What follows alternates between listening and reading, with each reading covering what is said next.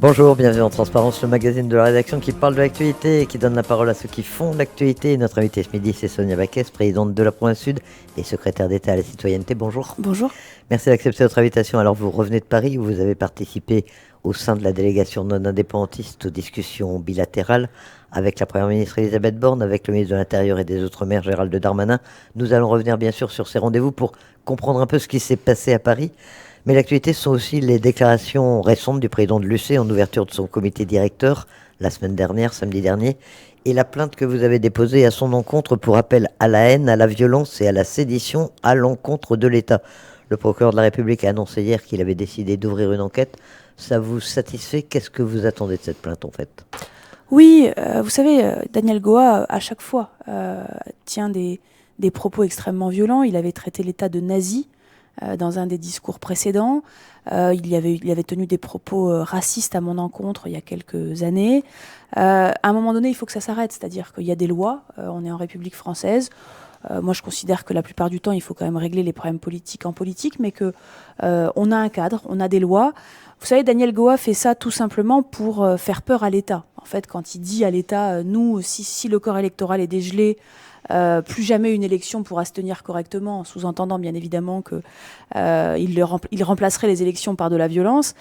Il fait ça tout simplement pour dire à l'État, attention, si vous décidez de dégeler, le bazar il sera de notre côté. Donc en fait, tout simplement, c'est des menaces pour essayer de gagner ce qu'ils ne peuvent pas gagner politiquement ou électoralement, de le gagner par la menace. C'est juste insupportable. Donc c'est très bien. Et vous voulez y mettre un coup d'arrêt, enfin, l'inciter à mesurer un peu ses propos, en fait. Oui, je crois que faut bien que, faut que tout le monde soit conscient sur le fait que, alors, sauf surprise, Daniel Goa n'ira pas en prison pour les propos qu'il a tenus. Mais en tout cas, il y a des lois. L'appel à la haine est un délit. Il doit être sanctionné. Il n'est pas au-dessus des lois, de la même manière que le président de la province Nord qui conduit en état d'ivresse, ou Daniel Goa d'ailleurs aussi qui s'était fait attraper en état d'ivresse. Personne n'est au-dessus des lois. Et donc, quand on ne respecte pas la loi, on doit être sanctionné. Donc, je trouve très bien qu'une enquête soit ouverte. L'idée, c'est quoi? C'est de dire que, vous savez, à chaque fois que Daniel Goa s'exprime, il y a des Calédoniens à qui ça fait réellement peur. En réalité, c'est des menaces, encore une fois, pour faire plier l'État. Mais ça fait peur à des Calédoniens. Et après, on a des gens qui s'en vont à la suite de ça. Et donc, il faut que ça s'arrête. Donc, l'idée, c'est de dire, il y a des règles, on re-rentre dans le cadre. La violence de ces propos, est-ce que ça ne traduit pas aussi le fait que les indépendantistes ne sont pas prêts à discuter, ni avec vous, ni avec l'État d'ailleurs? Ou est-ce que ça engage que Daniel Goa? Est-ce qu'il y a d'autres indépendantistes qui sont peut-être plus ouverts à la discussion? En tout cas, s'ils sont plus ouverts, pour l'instant, ils ne l'affichent pas. C'est-à-dire que, vous le savez, tout le monde le sait, il y a des discussions qui se passent hors des caméras, sauf que personne ne les assume. Donc, moi, je considère que tant que personne n'a dit le contraire de ce qu'a dit Daniel Goa, c'est que tout le monde pense la même chose que lui. Donc, soit il y a des gens qui ont le courage de dire, pour l'avenir de nos enfants, pour la Calédonie, maintenant, il faut qu'on se parle, et puis ils acceptent de le faire publiquement. Le président de la province des îles l'a fait. Il a failli perdre sa province. Il a dû quand même se battre bec et ongle pour la garder. À l'époque, Pascal Sawa avait eu le malheur de discuter avec nous. Il avait été sanctionné. Bon, visiblement, c'est quand même pas très simple, côté indépendantiste, d'accepter de se mettre autour de la table. Je crois que maintenant, il faut avoir le courage d'eux. Ils l'ont pas pour l'instant. Ils ont refusé les trilatérales. Je veux garder un espoir pour être positif, parce que je crois malgré tout que tout ça, ce sont des postures et que tout ça, ça finira par s'arrêter. Je veux croire que lors de la prochaine venue de Gérald Darmanin, la première semaine de juin prochain, on aura des trilatérales, parce que maintenant, ça suffit. Est-ce que c'est un peu flou ce qui s'est passé à Paris dans cette semaine de discussion bilatérale? Est-ce qu'on sait notamment ce que se sont dit les indépendantistes et l'État? Est-ce qu'ils ont pris l'engagement d'accepter les trilatérales au mois de juin quand le ministre reviendrait, ou pas du tout? Alors, bon, l'État a fait le choix de raconter aux indépendantistes tout ce que les non-indépendantistes lui disaient, et de raconter aux non-indépendantistes tout ce que les indépendantistes lui disaient. Ils font donc l'intermédiaire. Ce qu'on appelle le go-between. Oui. Mais voilà, donc il nous a effectivement raconté ça. Il n'y a pas eu d'engagement de la part des indépendantistes de venir en trilatéral, en tout cas pas à notre connaissance à ce stade.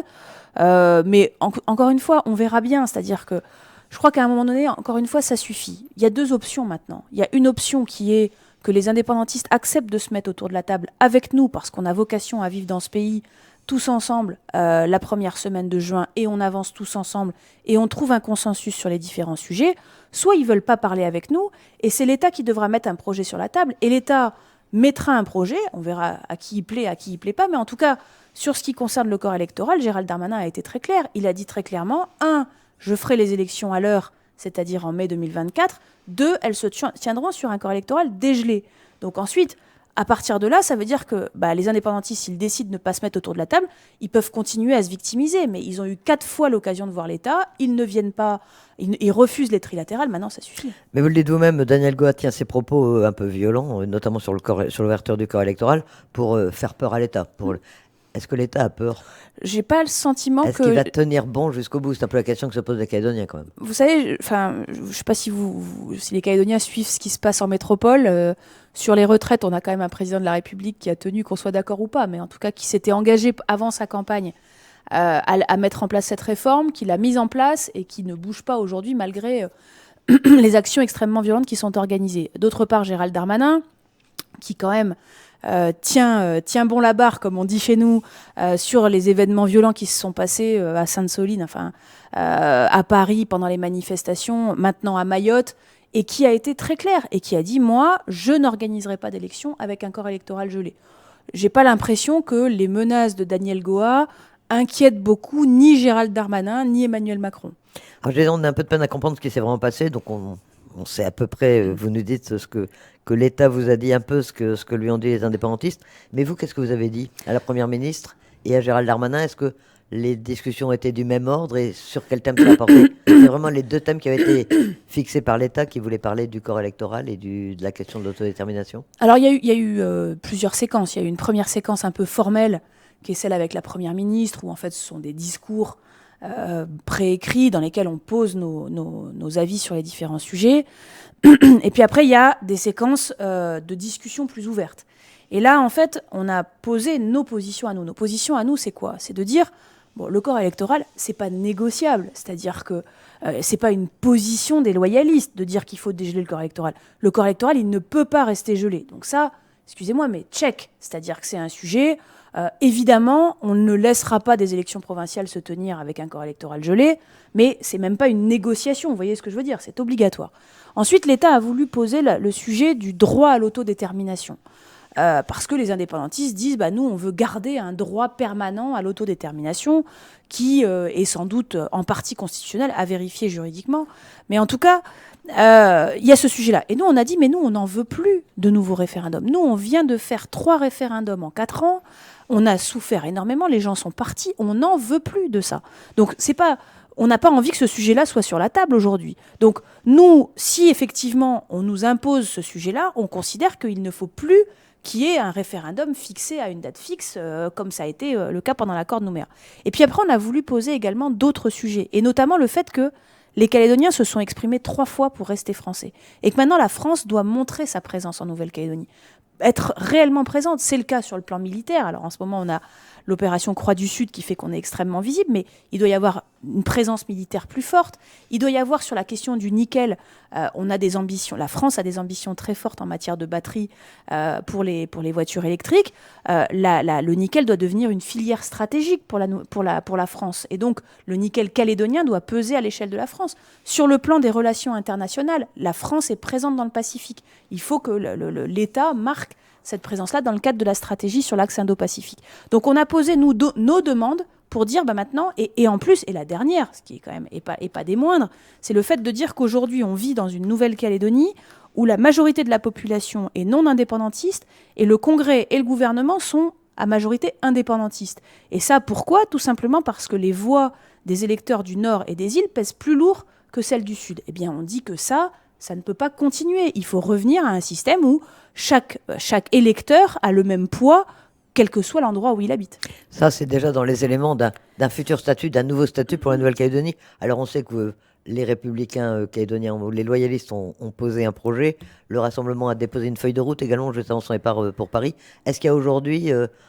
est-ce qu'on voit un peu les contours que pourrait avoir ce futur statut, en tout cas de ce que vous proposerez vous, si un jour vous arrivez à avoir des discussions trilatérales avec tous les partenaires pour essayer de trouver un nouvel accord? Alors, c'est pas seulement quelque chose qu'on imagine, c'est aujourd'hui très concret.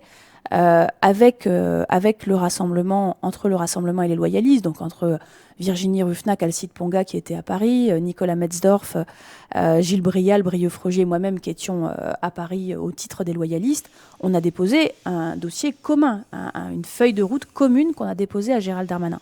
Et cette unité, elle est absolument essentielle pour la Nouvelle-Calédonie, c'est-à-dire qu'aujourd'hui, et d'ailleurs on fait en ce moment une tournée tous ensemble parce que on porte la même voix et une voix extrêmement forte pour les différents sujets que j'ai évoqués avec vous tout à l'heure. La seule voix dissonante, parce que on était 8, vous savez, autour de la table, les 6 que j'ai déjà cités, et il y en avait 2 autres qui étaient Philippe Dunoyer et Philippe Gomès. Philippe Dunoyer, quand il prend la parole, il prend des positions qui sont compatibles avec les nôtres, c'est-à-dire que il va pas à l'encontre, il prend des positions qui sont compatibles. On a juste Philippe Gomès qui lui dit 2 choses principales, qui d'abord passe à peu près une trentaine de minutes en début de chaque réunion à expliquer à l'État ce que veulent dire les indépendantistes. Donc des fois qu'ils n'avaient pas bien compris quand ils les ont reçus, Philippe Gomès leur traduit, parce que des fois qu'ils soient un peu bêtes, ils ne comprennent pas bien ce qu'ils disent. Donc il explique ce que les indépendantistes peuvent accepter, ce qu'ils ne peuvent pas accepter, vu par Philippe Gomès, parce que des fois les indépendantistes ne disent pas la même chose, en tout cas c'est ce que le ministre nous rapporte. Donc ils disent ce qu'ils pensent qu'ils veulent. Et puis, la deuxième chose, c'est il dit qu'il faut commencer par faire une concession si on veut les avoir autour de la table. Donc, bon, c'est une vision des choses qu'il a testée, lui, pendant les 15 ans où il était au pouvoir en Nouvelle-Calédonie, et qui n'a pas apporté beaucoup d'avancées en termes ni de consensus, ni d'évolution d'un nouvel accord, d'un nouveau statut. Donc, nous, on dit, aujourd'hui, les choses sont claires, on a voté 3 fois non. On doit mettre en œuvre l'accord de Nouméa que chacun a signé, prévoit que les partenaires se retrouvent. On se retrouve, on discute. C'est pas la question de commencer par faire une concession. Laquelle ? Et il parle de forme de souveraineté. Alors, je ne sais pas jusqu'où il veut aller sur la forme de souveraineté. Il parle aussi beaucoup de... il martèle une Calédonie une et indivisible. C'est un argument qu'il assène contre l'hyperprovincialisation ou la différenciation provinciale. C'est un argument qui peut marquer encore les Calédoniens, ou est-ce que vous défendez vous aussi une Calédonie une et indivisible ? Oui, alors on défend tous une Calédonie une et indivisible, tant et si bien qu'en fait dans le projet qu'on a déposé à Gérald Darmanin et dans les institutions qu'on propose de mettre en place, on propose de les mettre en place pour rendre finalement nos positionnements au Congrès et au gouvernement, qui sont bien les institutions qui sont les institutions à l'échelle de la Nouvelle-Calédonie, pour cette Nouvelle-Calédonie une et indivisible, qu'elle soit plus représentative de la population. Donc si on ne défendrait pas ça si on voulait couper la Nouvelle-Calédonie. Donc très clairement, on défend tous une Nouvelle-Calédonie une et indivisible. Personne autour de la table ne défend une forme de partition. Simplement, on considère qu'aujourd'hui, on a des compétences qui ne fonctionnent plus. Le gouvernement de la Nouvelle-Calédonie, on va sans doute parler de l'enseignement privé, ne fait pas le travail qu'il doit faire pour les Calédoniens. Et donc, on a des compétences enchevêtrées, croisées, c'est insupportable. Donc, il faut tout simplement clarifier les choses, aussi pour faire des économies, parce que quand il y a 3 collectivités qui font le même travail, ça ne marche pas. Donc, il va falloir aussi dire que l'agriculture, c'est la province ou le gouvernement, peu importe, mais en tout cas, c'est une collectivité, et c'est pas un peu d'agriculture à la Nouvelle-Calédonie, un peu d'agriculture à la province, un peu à la mairie. C'est infernal, donc ça doit être clarifié. Donc on dit, effectivement, maintenant, il faut clarifier les choses. Effectivement, les provinces doivent avoir des compétences de proximité avec les Calédoniens, et d'ailleurs, dans le programme de Philippe Dunoyer aux élections législatives, il y avait de la fiscalité aux provinces, donc il est visiblement parfaitement en phase avec ça. Simplement, donc voilà, il y a des compétences à répartir qui doivent être clarifiées. Est-ce que sur cette répartition des compétences, justement, ce qui sera en fait l'ossature du nouveau statut, est-ce qu'il n'y aura pas plus de facilité de trouver des points d'accord, un consensus avec les indépendantistes ? Est-ce qu'il fallait commencer par les points bloquants, c'est-à-dire le corps électoral, l'autodétermination, plutôt que de rentrer dans le cœur du sujet, qui est celui du futur statut, qu'il va bien falloir trouver un jour quand même ? Le problème, c'est que les indépendantistes ne veulent parler de rien. C'est-à-dire que là, aujourd'hui, on est sur les points durs, parce que de toute façon, le calendrier où on doit trouver une solution avant le mois de septembre est trop court, donc il faut bien en arriver au point dur. Mais je rappelle que l'État a mis en place des groupes de travail qui visent à travailler sur les sujets sur lesquels, effectivement, on est capable de trouver des points d'accord. La cohésion sociale, les questions d'enseignement, les questions de relations internationales, c'est des sujets sur lesquels on est capable de se mettre d'accord. Mais ils ne participent pas à aucun groupe de travail. Donc ils auraient pu, eux, faire le choix de dire, bon, on accepte, on n'aborde pas les sujets compliqués, on aborde les sujets simples, entre guillemets. Ils viennent même pas à ça. En revanche, ils semblent avoir été satisfaits, eux, ils ont encore fait très peu de déclarations, ils semblent satisfaits de la session de bilatérale qu'ils ont eue avec l'État à Paris, en disant qu'ils avaient été entendus. Comment est-ce que vous voyez la suite des choses? Écoutez, Gérald Darmanin annonce sa venue début juin. Ils sont arrivés sans mandat et avec le seul point d'accord entre eux qui était l'indépendance. Donc ils sont repartis en ne disant rien, donc ils peuvent être satisfaits puisqu'ils avaient promis de rien dire, ils n'ont rien dit. Je pense que dans ce sens-là, ils sont satisfaits. Bon, écoutez, je pense que la comédie a assez duré, si vous me permettez. C'est-à-dire que maintenant, bon, ça fait 4 fois, hein, 2 fois à Paris, 2 fois à Nouméa, que Gérald Darmanin vient. Ça sera la 3e fois. Soit on avance tous ensemble, soit à un moment donné, on avance avec ceux qui veulent avancer, quoi. Alors auparavant, Gérald Darmanin doit se rendre à New York. Dès le mois de mai, il a dit devant le comité de décolonisation. Qu'est-ce qu'il va dire à l'ONU, selon vous?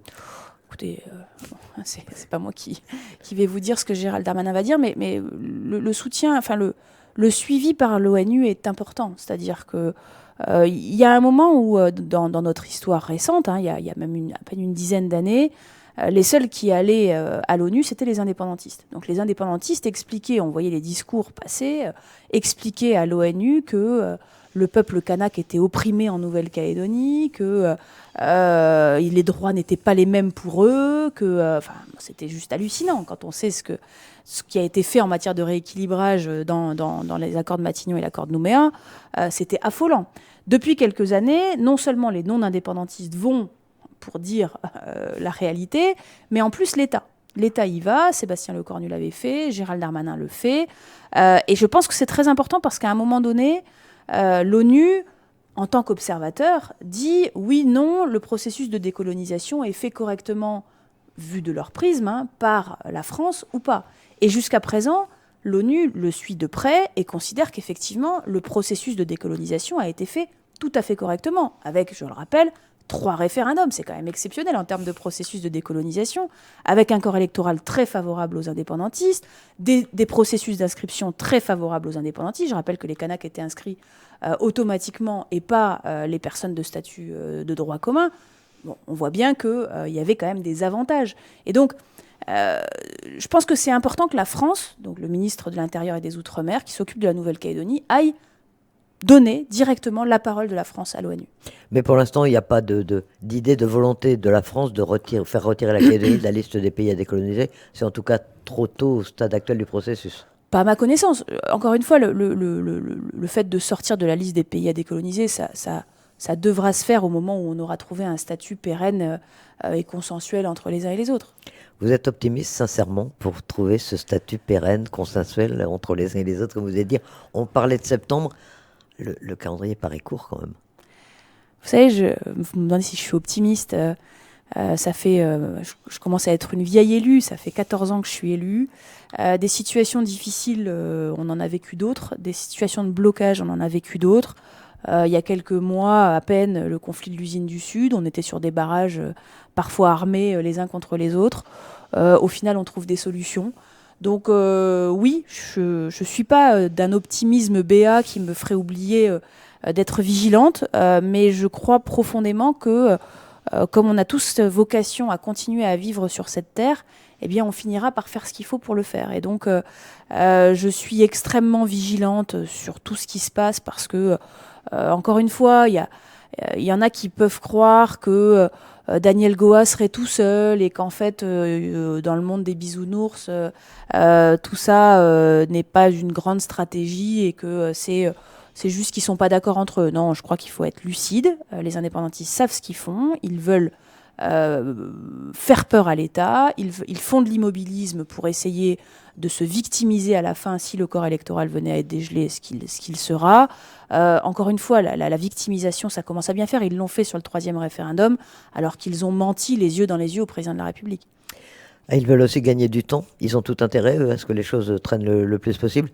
Là encore, c'est peut-être pas de l'optimisme là, mais politiquement, de l'analyse politique. Est-ce que le chef de l'État sera en mesure si un accord est trouvé en Calédonie, de réunir un congrès à Versailles et de faire passer une modification de la Constitution pour faire évoluer le statut de la Nouvelle-Calédonie, aussi bien sur le corps électoral d'ailleurs que sur la sortie de l'accord de Nouméa. C'est là que notre unité est très importante, parce que pour réussir à faire modifier la Constitution, pour dégeler le corps électoral, il faut la majorité à l'Assemblée nationale, la majorité au Sénat et la majorité des 3/5 sur l'ensemble des deux chambres réunies.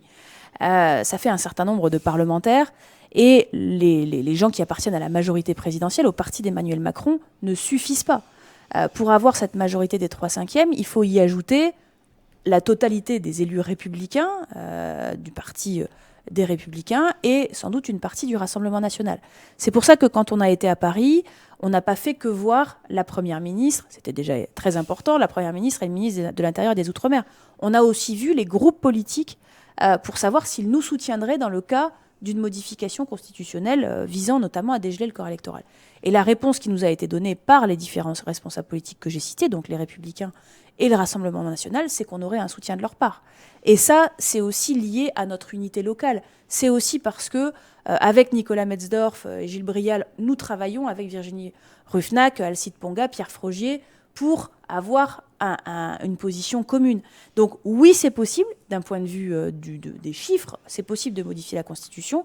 Oui, c'est possible d'un point de vue du calendrier. Ensuite, c'est une question de volonté. Et sur la question de volonté, je crois que le président de la République l'a démontré au moment de l'organisation du 3e référendum, là où tout le monde lui disait « surtout, fais pas un 3e référendum avant la fin de ton quinquennat, ça va être un bazar bleu en Calédonie, ce serait suicidaire de faire ça », il a dit « je me suis engagé à aller au bout du processus avant la fin du quinquennat, je le ferai ». Là, il a dit très clairement, par la voix de Gérald Darmanin, qu'il ne laisserait pas organiser des élections provinciales avec un corps électoral gelé.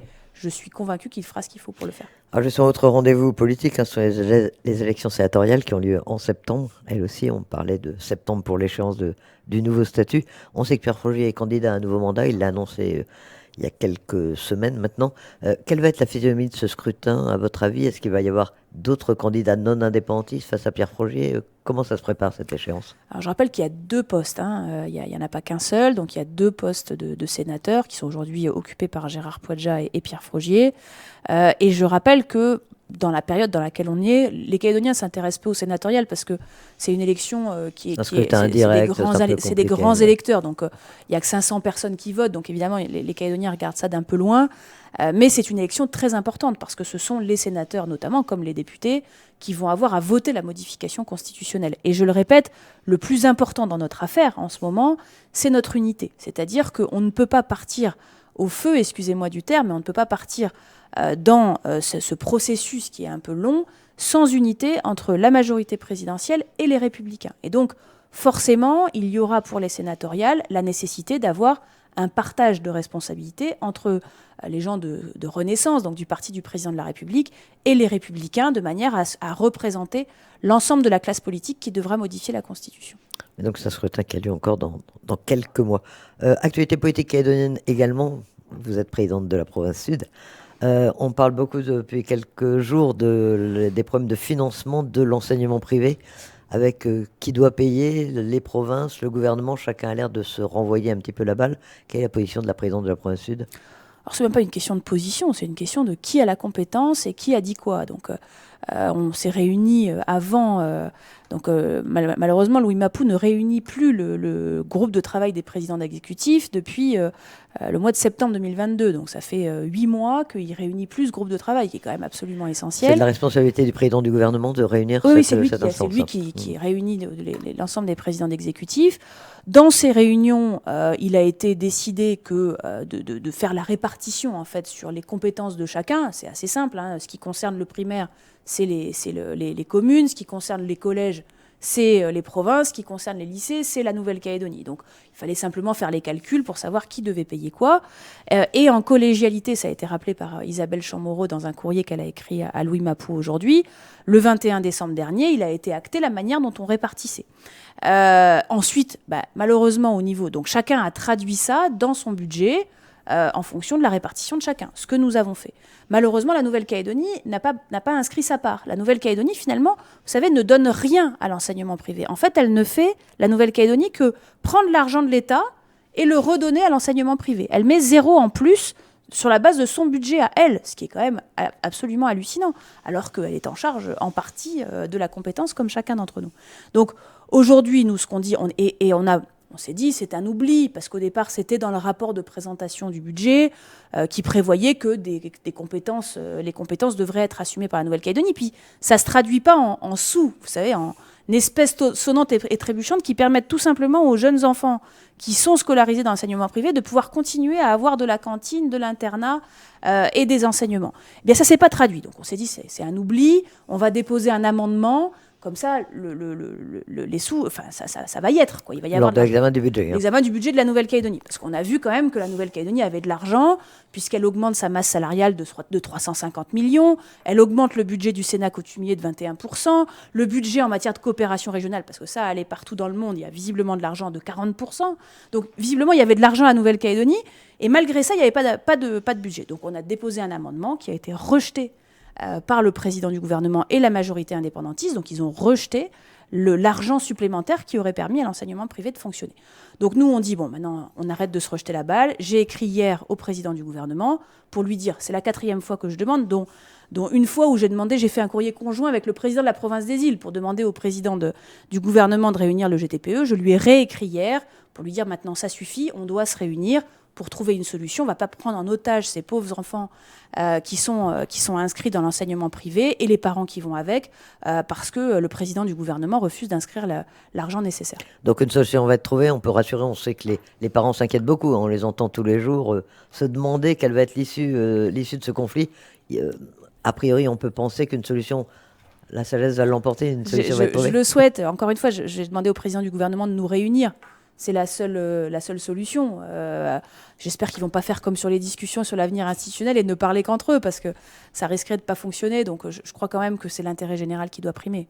Un dossier à suivre. Donc, on vous le demande à chaque fois, combien de temps vous restez en Calédonie? Qu'est-ce que vous allez faire et quand est-ce que vous allez rejoindre Paris et vos missions à Paris? Je repars en fin de semaine prochaine et je reviendrai quand le ministre de l'Intérieur et des Outre-mer sera là. En attendant, vous en profitez, vous devez être l'une des seules membres du gouvernement Borne à pouvoir vous promener tranquillement et sans casserolade, comme on dit. J'ai pas eu de casserole dans notre tournée loyaliste à Koumak, à Bourail, à Koné et la semaine prochaine à la fois à Païta et à Boulou-Paris. Pour l'instant, on n'a pas eu de casserole. Je crois pas que ce soit l'ambiance en Nouvelle-Calédonie. Ne vous en On verra au retour. Ne leur donnez pas d'idées. On verra au retour. La fin de ce magazine Transparence. Merci d'accepter notre invitation.